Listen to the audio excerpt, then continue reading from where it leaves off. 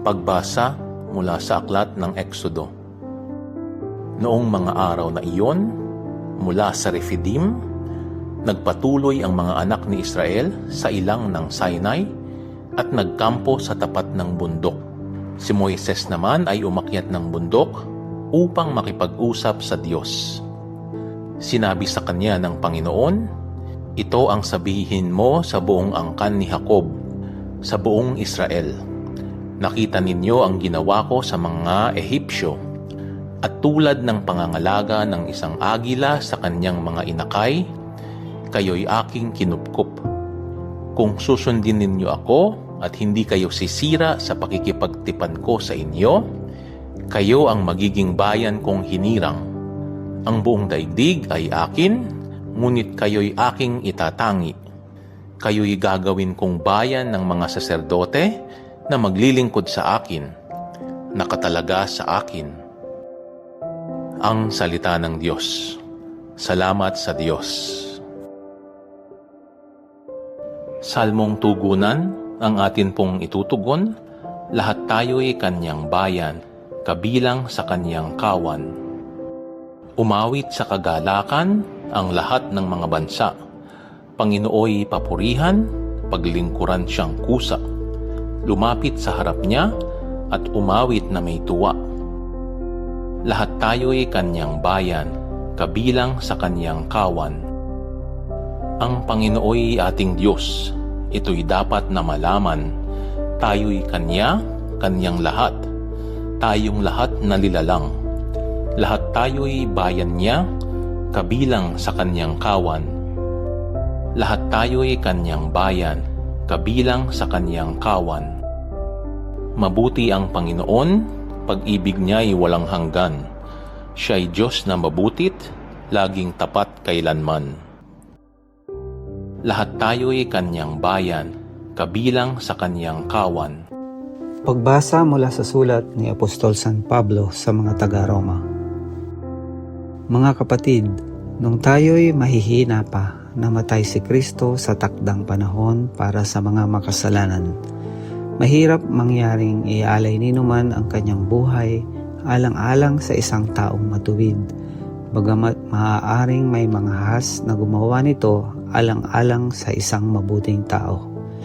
Ngunit ipinadama ng Diyos ang kanyang pag-ibig sa atin nang mamatay si Kristo para sa atin noong tayo'y makasalanan pa.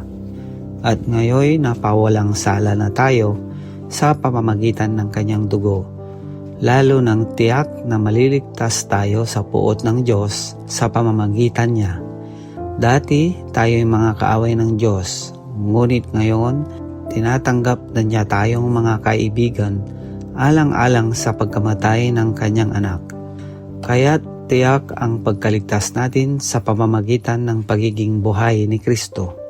Hindi lamang ito, nagagalak tayo at nagpupuri sa Diyos sa pamamagitan ng ating Panginoong Hesukristo, sapagkat sa Kanya ay tinanggap tayo ng Diyos na mga kaibigan niya. Ang salita ng Diyos. Salamat sa Diyos.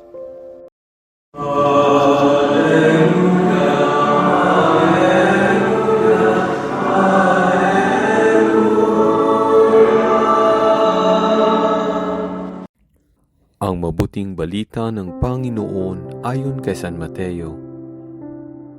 Noong panahong iyon, nang makita ni Jesus ang napakaraming tao, nahabag siya sa kanila sapagkat sila'y lito at lupaypay, parang mga tupang walang pastol. Kaya't sinabi niya sa kanyang mga alagad, "Sagana ang anihin, ngunit kaunti ang mag-aani. Idalangin ninyo sa may-ari ng anihin na magpadala siya ng mga manggagawa sa kanyang aanihin." Tinipon ni Jesus ang 12 alagad at binigyan ng kapangyarihang magpalayas ng masasamang espiritu at magpagaling ng mga may karamdaman. Ito ang pangalan ng 12 apostol: si Simon na tinatawag na Pedro, at si Andres na kanyang kapatid, sina Santiago at Juan na mga anak ni Zebedeo, sina Felipe at Bartolome, si Tomas at si Mateo na publikano, si Santiago na anak ni Alfeo at si Tadeo, si Simong Makabayan at si Judas Iscariote ang nagkanulo kay Jesus. Ang 12 ito'y sinugo ni Jesus at kanyang pinagbilinan, "Huwag kayong pupunta sa lugar ng mga hintel o sa alinmang bayan ng mga Samaritano.